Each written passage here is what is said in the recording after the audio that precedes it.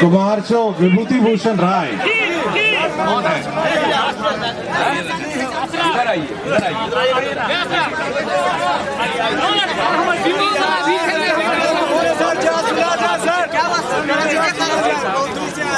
कौन है? इतना देर में तो बोल देते। बिहार पुलिस में हम दौड़े में 15 नंबर, बिहार पुलिस का लेके यहाँ पर सर 15 नंबर उठा हुआ है, फिर भी नहीं।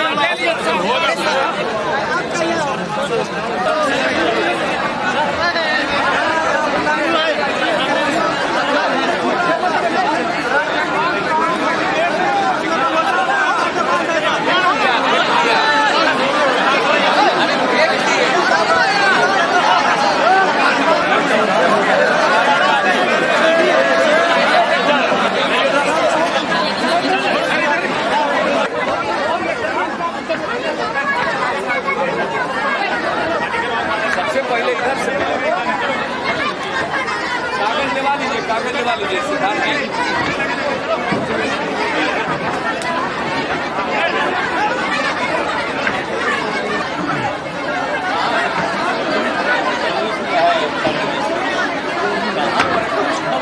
का कागज रह गया है तो कागज ले लीजिए, दे दीजिए कागज।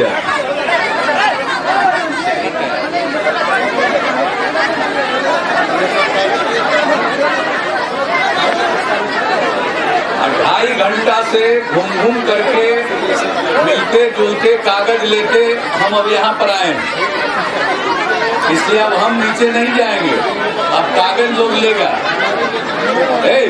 इधर भी कागज किसी से लेवाइए। ये जितना लेट आए होंगे उन्हीं का रह गया होगा। कल शाम से ही हम बरबिघी गांव में हैं। कल शाम में भी आपके बीच में संवाद कार्यक्रम हुआ, बहुत लोगों को बोलने का भी मौका हमने दिया, लोगों की बात सुनी, कुछ अपनी बात कही। आज सवेरे हम निकल गए और रास्ते भर मिलते जुलते सुबह में भी काम किया जनसंपर्क का,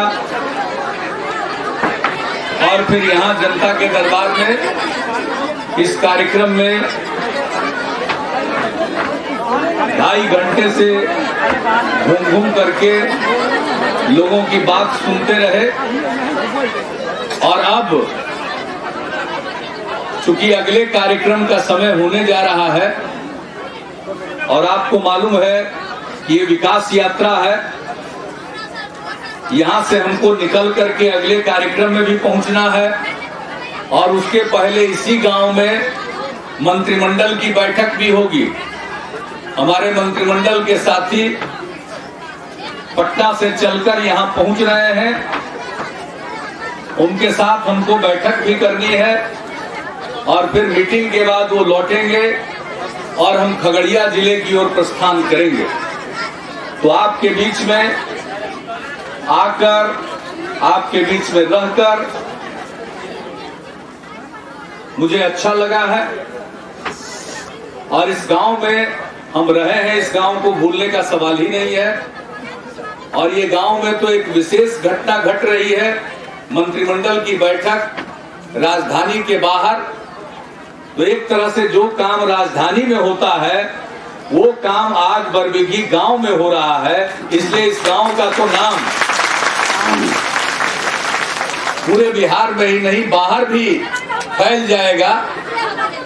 और सवाल सिर्फ बरबिघी गांव का नहीं है, वह तो एक संकेत है, बल्कि यह प्रतिष्ठा होगी कि अब सरकार के मंत्रिमंडल की बैठक गांव में भी हो सकती है। इससे गांव की प्रतिष्ठा और गांव के विकास पर हमारी सरकार का जो आग्रह है, हमारी जो प्राथमिकता है, वह प्रकट होती है। और विकास यात्रा का एक मकसद है कि लोक सत्ता को, जनता की ताकत को मजबूत बनाया जाए, ताकि वो राज शक्ति को नियंत्रित रख सके। वरना हमारे यहाँ जो प्रणाली है 5 साल में एक बार वोट पड़ता है।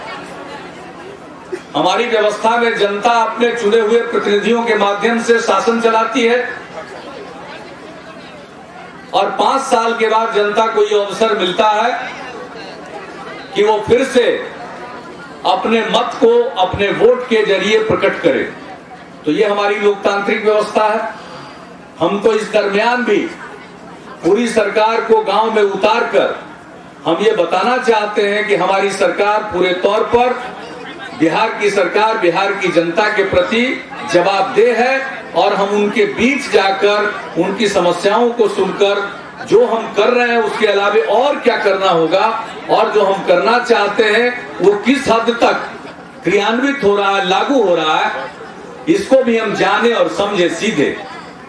तो जो तंत्र है उसको जनता के प्रति और जवाबदेह बनाने के लिए विकास यात्रा का यह दौर चला है। हमारा ये दौर जारी रहेगा। अभी हमने शुरू किया चंपारण से और चंपारण में पतिलार गांव में हम रहे।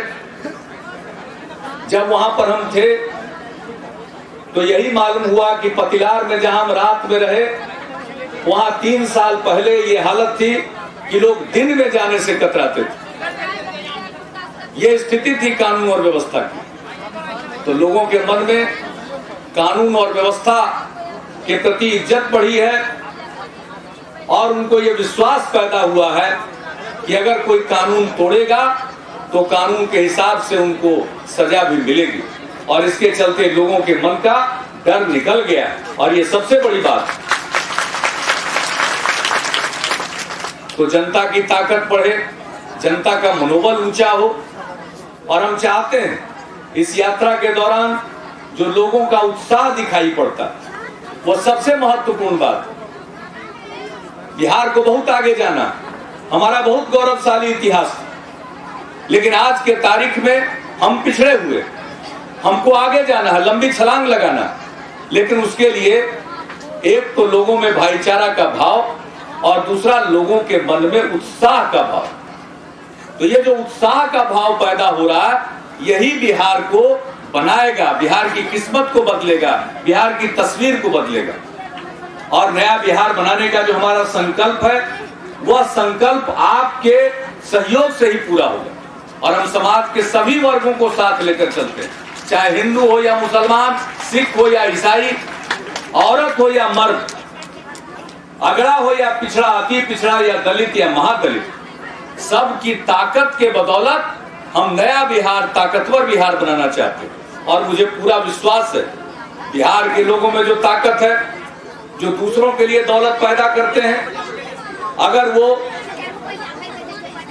संकल्प ले लें और इस सूबे बिहार की तरक्की के लिए काम करेंगे तो हमारी सबसे बड़ी पूंजी है हमारी युवा आबादी। ये हमारी सबसे बड़ी ताकत, हमारी सबसे बड़ी ताकत है हमारी मिट्टी की उर्वरा शक्ति, हमारी मिट्टी उपजाऊ, लोग मेहनती हैं। यहाँ कोई भीख मांग करके जीवन गुजारा नहीं करना चाहता, काम करके अपना भरण पोषण करना चाहता। इसलिए एक बहुत बड़ी बात है, यहाँ के लोगों में जान है, यहाँ के लोगों में मेधा है। हमारे यहाँ पढ़ाई लिखाई की स्थिति खराब हो गई थी, उसको सुधारना है, सुधार करने की दिशा में हम बढ़ चले हैं। और बिहार के बारे में जब कोई सर्वेक्षण होता है बिहार के लोगों के मेधा के बारे में, तो भाषा सीखने में, नई भाषा सीखने में बिहार का कोई जवाब नहीं है, बिहार के लड़के लड़कियों का कोई जवाब नहीं, गणित में कोई जवाब नहीं, विज्ञान में कोई जवाब नहीं, यानी हर क्षेत्र में एक खास स्थान। तो जब बिहार के लोगों में इतनी ताकत है, बिहार के युवा पीढ़ी में इतनी शक्ति है, अगर वो संकल्पबद्ध हो जाए और उनके मन में उत्साह का भाव पैदा हो जाए तो मुझको तो पक्का विश्वास है कि हम एक नया बिहार बनाने में कामयाब होंगे और ऐसा बिहार बनाने में कामयाब होंगे कि बिहारी कहलाना अपमान नहीं, बिहारी कहलाना शान का विषय है। तो इसका यह भी मकसद है कि हम आपको संगठित करें, भाईचारा का भाव, प्रेम का भाव।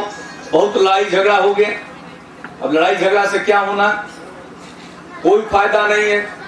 तनाव की खेती नहीं कीजिए, मिलकर चलिए। कई प्रकार की शिकायतें आती है, अब पंचायती राज व्यवस्था को बहुत अधिकार दिया गया।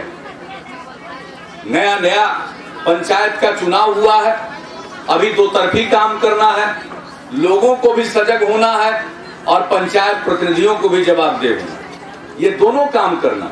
लेकिन अंततोगत्वा ये सत्ता का विकेंद्रीकरण, यानी आप अपने बारे में फैसला गांव के पंचायत में बैठकर करें। पटना में बैठ करके और दिल्ली में बैठ करके फैसला नहीं होगा, बल्कि गांव की पंचायत में फैसला होगा। तो ये बापू का विचार, उनका सपना, उसको हम लोग साकार करना चाहते हैं। तो शुरू के दौर में जब संवैधानिक अधिकार दिया गया है, महिलाओं के लिए 50% आरक्षण, अनुसूचित जाति जनजाति के लिए उनकी आबादी के अनुरूप आरक्षण, अत्यंत पिछड़े वर्ग के लोगों के लिए 20% आरक्षण, यानी वो तबका जो समाज में हाशिए पर था, आज निर्णय लेने की स्थिति में आया। महिलाएं घरों में थी, लेकिन आज वो समाज के सार्वजनिक विषयों पर निर्णय लेने की स्थिति में आई। तो एक बहुत बड़ी बात, हमें इस नए दौर को समझना होगा और इसके अनुकूल अपना मन भी बनाना पड़ेगा। हम एक ही आग्रह करेंगे कि आज लोग शिकायत करते हैं, लेकिन जब चुनाव आता हो, पंचायत का चुनाव आता हो, इसमें कोई पार्टी बंदी है नहीं, पार्टी के आधार पर तो चुनाव होता नहीं है। आपको चुनना, तो प्रतिनिधि चुनिए जो जनता की सेवा करे। तो बहनों और भाइयों, पंचायतों को अधिकार दिया जा रहा है। अब संविधान में शुमार हो चुका, अब यह एक संवैधानिक व्यवस्था, उससे पीछे नहीं हटा जा सकता। उनके माध्यम से ही हमको आगे बढ़ना है, उसको सुधारते हुए, त्रुटियों को दूर करते हुए, लोगों को संगठित करते हुए। तो बहनों और भाइयों, बिहार को विकास के रास्ते पर ले चलने की नियत से, बिहार में भाईचारे और बंधुत्व के भाव को मजबूत करने के लिए, बिहार में जनता की ताकत को बढ़ाने के लिए और बिहार में उत्साह का एक वातावरण बनाने के लिए हम विकास यात्रा पर निकले हैं। और आपका सहयोग देखकर, आपका समर्थन देखकर, आपका उत्साह देखकर मेरा मनोबल ऊंचा होता है। और मैं आपको यही कह सकता हूं कि आपका जो विश्वास है, हमारे पास जितनी शक्ति है, जितनी ताकत, जैसे आज 2.5 घंटा मेरे लिए शारीरिक तौर पर इस आयु में जो भी हमसे संभव है हम लोगों के बीच जाकर मिलते रहे, उसी प्रकार से मेरे शरीर में जितना दम है, पूरी ताकत को समेटकर हम बिहार के विकास में ही उस ताकत को लगा रहे हैं और लगाएंगे। आप सबका सहयोग चाहिए। और इन्हीं शब्दों के साथ मैं आप सबके प्रति आभार व्यक्त करता हूं। और अब चूंकि अगले कार्यक्रम का समय होने जा रहा, तो इतना ही कह करके मैं अपनी वाणी को अब विराम देना चाहता हूं। और आप सबसे मैं आगे के कार्यक्रमों में जाने के लिए और अपने बाकी के दायित्व को निपटाने के लिए अब मैं आपसे इजाजत चाहता हूं। और इसी भावना के साथ मैं आपका अभिनंदन करते हुए अपनी बात समाप्त करता हूं। आप सबको बहुत बहुत धन्यवाद। जय हिंद।